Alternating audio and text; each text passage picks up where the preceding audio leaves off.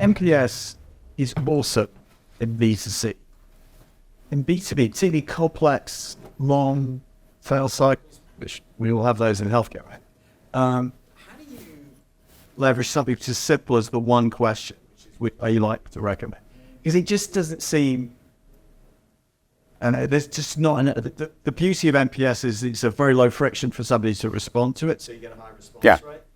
The downside of it is you don't really get that much other than a 1 to 10 score and then a little bit of feedback. How do you use something like that to get real customer feedback? I would tell you that it's just as effective in B2B, sometimes even more so than B2C. I have a blog kind of case study on my website. It was when I was CMO of a company, a Swiss company called Straumann, in the dental implant and digital dentistry and business. And we looked at NPS globally. I was CMO of North America. And we also were lucky enough that we used an external supplier to do NPS. So we were an oligopoly of 5 to 6 companies.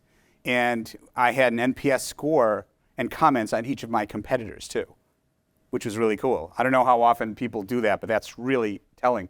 So we went from last to first in 1 year. And this is how I did it. So I formed, I had marketing and operations, and I formed a cross-functional team. And we looked at really, the questions you want to ask, 0 to 10, likelihood to recommend your company to a friend or family. And then you want to ask them why, whatever they answer. So whether they're a promoter, a 9 to 10, or a detractor, 0 through 6, passive, 7, 8. And you want to look at those comments.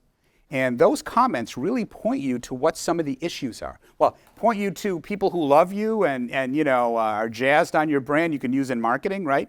And create promoters. But we learned we had a problem with the invoice that was hard to understand. We weren't communicating enough with customers, doing a lot of communication on the front end to get a customer, not afterwards. And so we took action on a cross-functional basis. And at the end of the year, we went from last to first. So, and there are a lot of other examples. And if you listen to Fred, there are tons.